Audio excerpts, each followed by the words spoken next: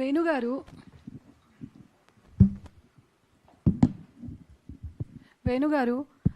స్టార్టింగ్లో మీరు మాట్లాడే కొన్ని పాయింట్స్, కొంతమంది జాతకాలు అవి వింటుంటుంటే కామెడీగానే అనిపించేది.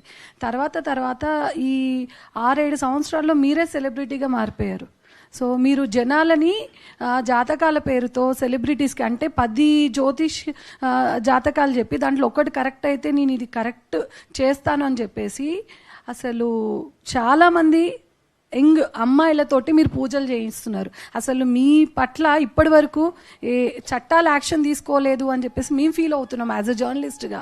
సో అదొక ఎత్తు అవుతే వీణా వాణి గారికి మంచి గుర్తింపు, మంచి పేరు, అసలు ఆవిడ మ్యూజిక్ ఇండస్ట్రీలో ఆమెకంటే ఒక పేరుంది. సో వీణా గారు, మీరు వీణావాణిగా మాట్లాడగదలుచుకున్నారా, వేణుస్వామి భార్యగా మాట్లాడదలుచుకున్నారా? అదొకటి మీరు క్లారిటీగా తేల్చుకోండి. ఎందుకు అంటే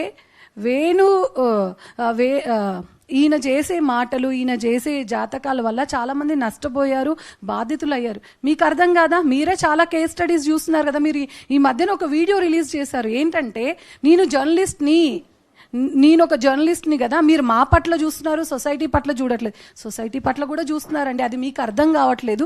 మీ పట్ల చూస్తున్నారు అంటే మీ బిజినెస్ దెబ్బతింటుంది అని చెప్పి ఈరోజు మీరు వచ్చి బయటకు మాట్లాడడం అనేది కరెక్ట్ కాదు. యాజ్ అ జర్నలిస్ట్గా మాకు రైట్స్ ఉంటాయి, మేము ఎవిడెన్స్ ఉంటేనే మాట్లాడతాము.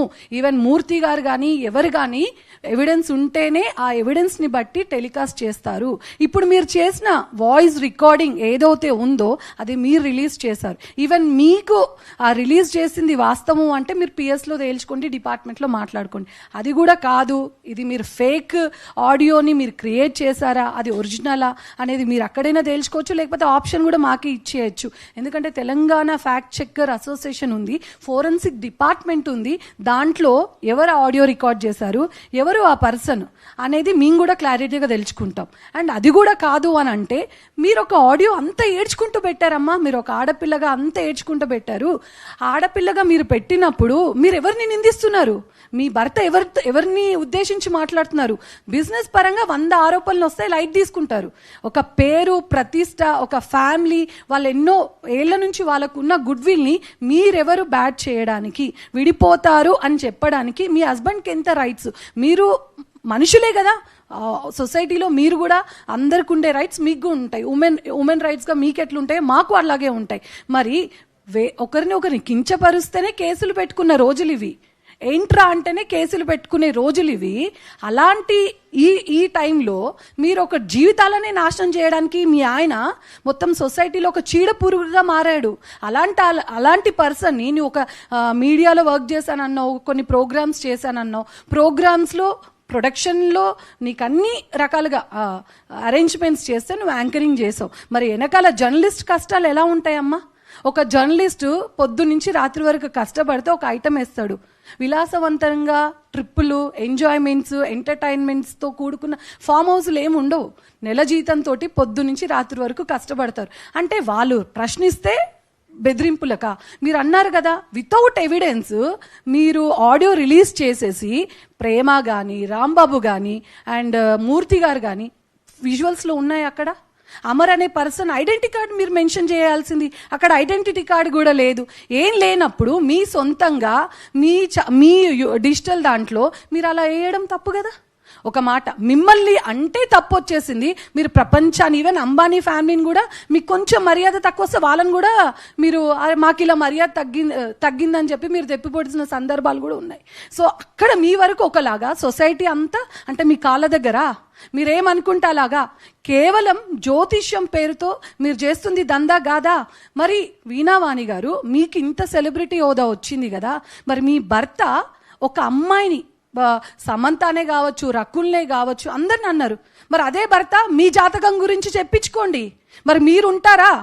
ఇప్పుడు ఇన్ని ఆరోపణలు వచ్చాయి కదా, ఎన్ని సంవత్సరాలు మీ ఇద్దరు కలిసి ఉంటారు? అలా ఎవరైనా ఏ సోషల్ మీడియానైనా మీ గురించి చేశారా? ఎందుకు ఇతర ఆడవాళ్లే కానీ జర్నలిజం మీడియా రంగాన్ని మీరు బురద జల్లుతున్నారు? మాలాంటి వాళ్ళం కనీసం ఉండడానికి నీడ లేని వాళ్ళం కూడా ఉన్నామమ్మా. జర్నలిస్ట్ సంస్థల్లో చాలా మంది కష్టపడుతున్నారు. విత్ ఎవిడెన్స్ ఉంటేనే వాళ్ళు ఆరోపణలు చేస్తారు, మాట్లాడతారు. మీరు ఏదో ఎస్కేప్ అవ్వడానికి, ఎక్స్ప్లెనేషన్ ఇచ్చుకోవడం కోసం అవతల వాళ్ళపైన నిందలేయడం ఎంతవరకు కరెక్ట్? మీరు నిందలేశారు కదా, మేము పోరాడడానికి మేము రెడీ ఉన్నాం, మరి మీరు రెడీ ఉన్నారా? ఇప్పుడు ఆ ఆడియో రిలీజ్ ఎవరైతే ఉన్నారో అమర్ అనే పర్సన్ TV5 సంస్థలో కానీ ఎక్కడ పనిచేయట్లేదు. ఆ పర్సన్ లేని పర్సన్ని ఆడియో ఎలా వస్తుంది? ఇప్పుడు మీరు చేసినట్టు అట్లా ఫేక్ క్రియేట్ చేస్తే ఎలా ఉంటుంది? మాకు అవన్నీ అవసరం లేవు. చట్టం ఉంది, లీగల్ ఉంది. మీకు ఇన్ని ప్రాబ్లమ్స్, ఈవెన్ బెదిరింపులకు వాళ్ళు పాల్పడినా you have any all rights మీకు ఉన్నాయి. మీరు ఉమెన్ కమిషన్కి వెళ్ళి అక్కడ ఎక్స్ప్లెనేషన్ ఇచ్చుకోండి, అండ్ డిపార్ట్మెంట్కి వెళ్ళండి, లీగల్కి వెళ్ళండి, ఇన్ని ఉన్నాయి. మీకు తెలీదా? లీగల్ టర్మ్స్ తెలీదా?